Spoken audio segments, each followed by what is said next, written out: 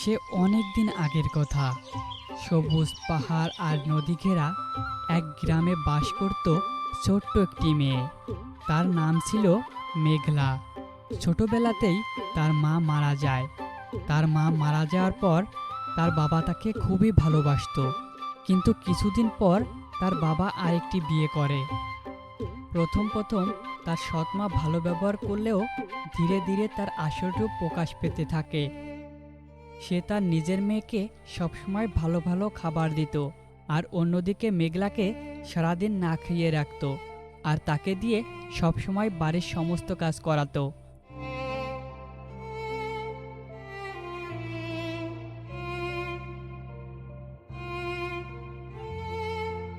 মা, আজ আমার বাড়ির সব কাজ করা শেষ। এবার কিছু খেতে দেও না মা, আমার অনেক ক্ষুধা পেয়েছে। বাড়ির সব কাজ করে আমাকে মোটে উদ্ধার করে দিয়েছো? ওসব খাবার টাবার আজ নেই। এখন যা তো এখান থেকে, কানের কাছে অত ভ্যান ভ্যান করিস না। মেঘলা, এই মেঘলা, কোথায় থাকি সারাদিন? এনে ধর তো, আমার এই জামাটা খুব সুন্দর করে ধুয়ে দে তো। দেখিস জামাটা যেন আবার ধুতে গিয়ে নষ্ট না করে ফেলিস। অনেক দামি জামা কিন্তু, যদি আমার জামাটার কিছু হয় তোকে কিন্তু আমি ছাড়বো না। আচ্ছা বোন, তুই কোনো চিন্তা করিস না, তোর জামার কিচ্ছু হবে না। আমি এখনই তোর জামা ধুয়ে দিচ্ছি। হ্যাঁ, তাই যা। আর ওই জামা ভালো করে পরিষ্কার করলে তবেই তুই ভাত পাবি। আচ্ছা মা, আমি ভালো করেই পরিষ্কার করব। এরপর মেঘলা তার বোনের জামা নিয়ে ঘাটের দিকে রওনা হলো।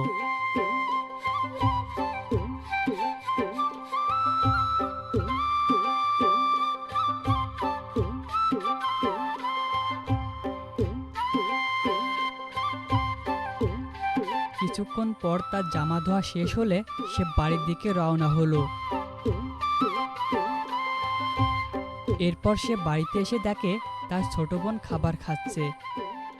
আর কটা ভাত দেবো তোকে রিয়ামা? না মা, আমি আর খেতে পারছি না, তুমি বরং ওই কয়টা ভাত খেয়ে ফেলো। আচ্ছা আচ্ছা, ঠিক আছে। মা, আমি বোনের জামাটা পরিষ্কার করে রোদে শুকোতে দিয়ে এসেছি। এবার কিছু খাবার খেতে দাও না মা, আমার অনেক ক্ষুধা লেগেছে। এই মরণ, আমাদেরকে একটু শান্তিতে একটু খেতেও দিবি না নাকি?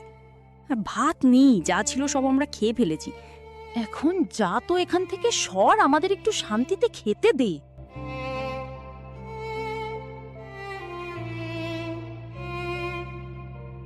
এরপর মেঘলা মনের দুঃখে বাড়ি ছেড়ে বনবাসে যাওয়ার উদ্দেশ্যে বেরিয়ে পড়ে। না, আমার মা আর বোন কেউ আমাকে একটুও ভালোবাসে না। যেখানে আমার কোনো সম্মান নেই সেখানে আর আমি থাকবো না। তার থেকে আমি বরং গভীর বনে চলে যাই, তারপর যা কপালে আছে তাই হবে।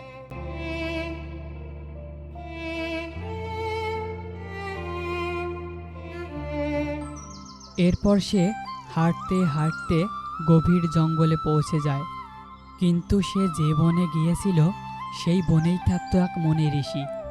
তিনি মেঘলাকে পরীক্ষা নেওয়ার জন্য তার মন্ত্র শক্তি দিয়ে একটা কাঠবিড়ালের রূপ নেয়, আর অসুস্থ হওয়ার ভান করে সেখানেই পড়ে থাকে, আর তার গায়ের উপর একটি গাছের ডাল চাপা দেয়। কিছুক্ষণ পর মেঘলা হাঁটতে হাঁটতে ঠিক সেখানেই এসে পৌঁছায়। আরে আরে, এই কাঠবিড়ালির বাচ্চাটা কতটাই না কষ্ট পাচ্ছে, আমি বরং একে একটু সাহায্য করি। এরপর সে গাছের ডালটি কাঠবিড়ালের গায়ের উপর থেকে তুলে ফেলে দিল, আর সাথে সাথেই মুনি ঋষি তার নিজের রূপে ফিরে এলো। প্রণাম সাধু বাবা। তথাস্তু। সুখী হও মা, ভগবান তোমার মঙ্গল করুক। আমার এই জীবনে কখনো আর আমি সুখের চিন্তা করি না সাধু বাবা। আমার জীবনটা দুঃখে কষ্টে ভরা, যা হয়তো কখনোই শেষ হবে না। আমি সব জানি রে মা, তুই কেন এই জঙ্গলে এসেছিস তাও আমি জানি। তোর সৎ মা তোকে একটুও ভালোবাসে না, এই জন্য তুই বাড়ি ছেড়ে এই বনবাসে চলে এসেছিস। সাধু বাবা, আপনি আমার বিষয়ে এত কিছু জানেন? হ্যাঁ রে মা, আমি সবই জানি। আচ্ছা শোন, তোকে দেওয়ার মতো আমার কাছে কিছুই নেই। তুই সোজা দক্ষিণের ওই জঙ্গলে গেলে বড় একটা পাহাড়ের গুহা দেখতে পারবি। তুই সেই গুহার সামনে দাঁড়িয়ে বলবি, হেরিং ফিরিং ছটপট, গুহার দরজা খুলে যাক ফটফট। তারপর দেখবি গুহার দরজা একা একাই খুলে যাবে। এরপর ভিতরে যা আছে তুই গেলেই দেখতে পারবি। কিন্তু একটা কথা মনে রাখিস, বেশি লোভ করবি না। আচ্ছা সাধু বাবা, তাই হবে। বেরোনোর সময় বলবি, ফটফট কটকট মটমট, গুহার দরজা খুলে যাক ছটপট। সাধু বাবা, আপনি ঠিক যেমনটা বলেছেন আমি ঠিক সেইভাবে কাজ করব। এরপর মেঘলা সাধু বাবাকে প্রণাম জানিয়ে দক্ষিণের জঙ্গলের দিকে রওনা দিল।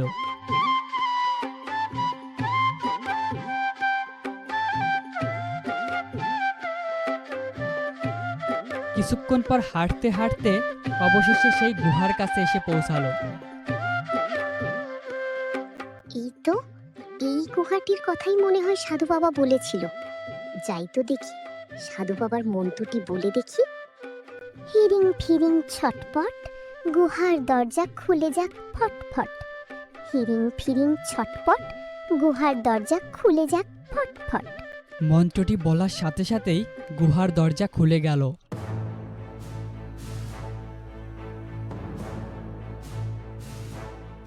এবং মেঘলা গুহার ভিতরে প্রবেশ করলো। এরপর সেখানে গিয়ে দেখলো প্রচুর সোনাদানায় ভর্তি। আরে বাবা, এখানে তো দেখছি অনেক সোনা দানা, কিন্তু আমি এত সোনা দিয়ে কি করব? আমি বরং এখান থেকে এক ঘটি সোনা নিয়ে যাই, তাতেই আমাদের চলে যাবে। এরপর মেঘলা সেখান থেকে এক ঘটি সোনা নেয় এবং বেরোনোর সময় সাধু বাবার দেওয়া মন্ত্রটি বলতে থাকে। ফটফট কটকট মটমট, গুহার দরজা খুলে যাক ছটপট। এই বলার সাথে সাথেই দরজা খুলে যায়।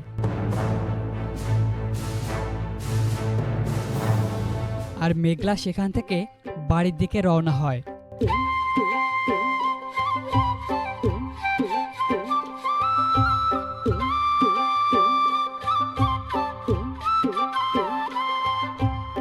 না, সে পোড়ামুখী সেই সকালে বেরিয়েছে, এখনো তার বাড়ি ফেরার কোনো নাম নেই। আজ আসুক বাড়িতে, ওকে আজ উচিত শিক্ষা দেব। এরপর মেঘলা বাড়িতে পৌঁছায়। মা, ওই দেখো মেঘলা এসেছে। এই পোড়ামুখী, কোথায় ছিলে রে সারাদিন? মা মা, এই দেখো কি নিয়ে এসেছি। কই দেখি, কি নিয়ে এসেছিস? ও মা, এই দেখি সোনা, কিন্তু তুই এইগুলো কোথায় পেয়েছিস রে? মা, সে এক লম্বা কাহিনী। জঙ্গলে আমার সাথে এক সাধু বাবার দেখা হয়। তারপর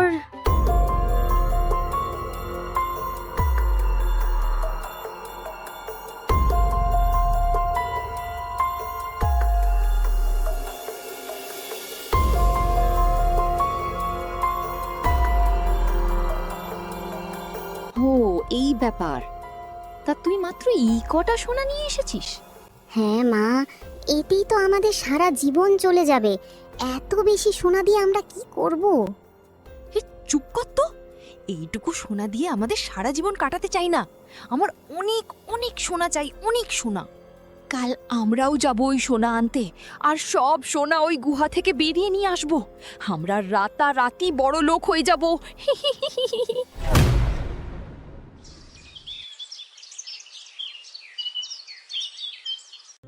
যেই ভাবা সেই কাজ। পরদিন সকালে তারা দুজনে বেরিয়ে পড়ল সোনার খোঁজে।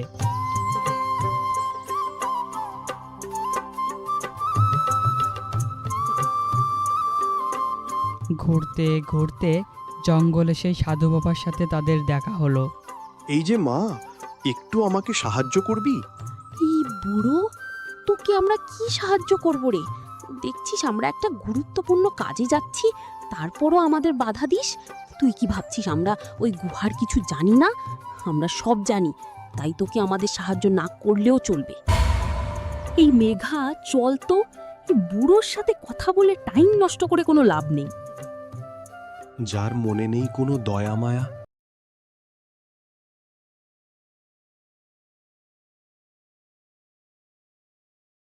আমার অনেক অনেক সোনা চাই, অনেক সোনা। কাল আমরাও যাব ওই সোনা আনতে, আর সব সোনা ওই গুহা থেকে বেরিয়ে নিয়ে আসবো। আমরা রাতারাতি বড় লোক হয়ে যাব।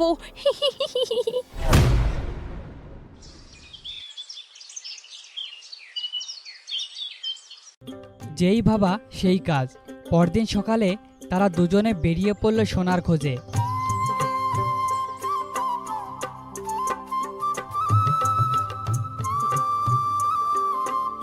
ঘুরতে ঘুরতে জঙ্গলে সেই সাধু বাবার সাথে তাদের দেখা হলো। এই যে মা, একটু আমাকে সাহায্য করবি? এই বুড়ো, তোকে আমরা কি সাহায্য করব রে? দেখছিস আমরা একটা গুরুত্বপূর্ণ কাজে যাচ্ছি, তারপরও আমাদের বাধা দিস? তুই কি ভাবছিস আমরা ওই গুহার কিছু জানি না? আমরা সব জানি, তাই তোকে আমাদের সাহায্য না করলেও চলবে। এই মেঘা, চল তো। এই বুড়োর সাথে কথা বলে টাইম নষ্ট করে কোনো লাভ নেই। যার মনে নেই কোনো দয়া মায়া, সে যেন পায় পাপের সাজা। অবশেষে তারা সেই গুহার কাছে পৌঁছে গেল। এই তো, এটাই সেই গুহা বলে মনে হচ্ছে। দেখি তো, মন্ত্রটি বলে দেখি। হিরিং ফিরিং ছটপট, গুহার দরজা খুলে যাক ফটফট। এবারও মন্ত্রটি বলার সাথে সাথে দরজা খুলে গেল, আর তারা গুহার ভিতরে প্রবেশ করলো।